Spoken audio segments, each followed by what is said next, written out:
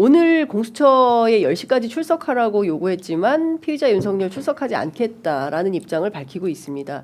앞서 말씀 주신 대로 끊임없이 공수처 수사를 거부하고 있는 이런 상황인데요. 이 계속 조사 거부하면 어떻게 해야 됩니까? 강제로 인치해야 됩니까?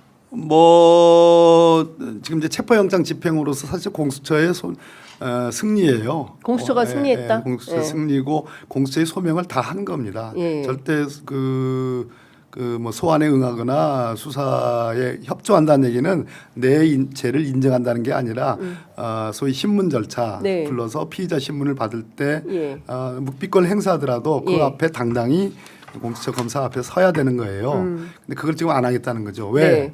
자기가 공수처 검사들 깔본 게 결국은 화근으로 돌아오는 겁니다. 삼류 사류 검사라고 얼마나 그 삼류 사류 검사들이 아무도 안 갑니다. 좋은 검사들은 삼류 사류 검사들이 가가지고 정권의 하수인이 된다. 이렇게 대선 후보 때 얘기했어요. 생생한 동영상이 있지 않습니까? 그 검사들한테 앞에 나가가지고 못하죠. 조사받는 게.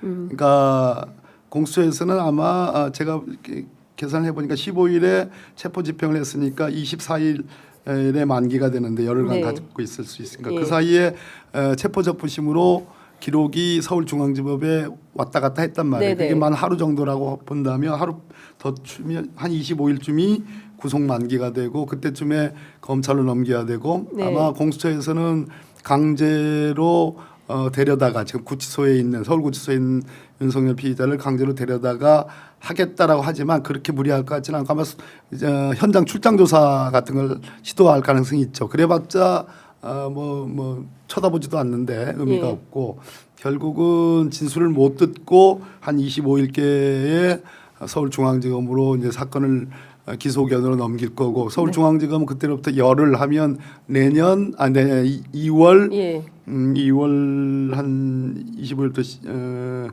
하면 2월 한 5일쯤 4, 5일쯤이 이제 열흘간 만기잖아요.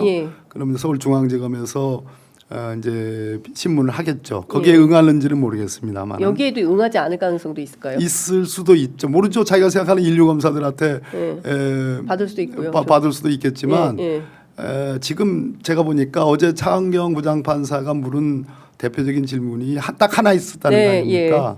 비상입법기구라는 것은 누가 만들었냐, 뭐 이게 구체적으로 뭐냐, 이게 의도가 있었냐, 이게 상식적으로 조그만 법지식만 있으면 국회를 해산할 수 없다는 거는 다 아는 거고 그럼 비상입법기구라는 게 국회는 헌법상의 기구니까 법률로 만들 수가 없는 거예요. 그러니까 당신 제정신이냐 이런 취지예요.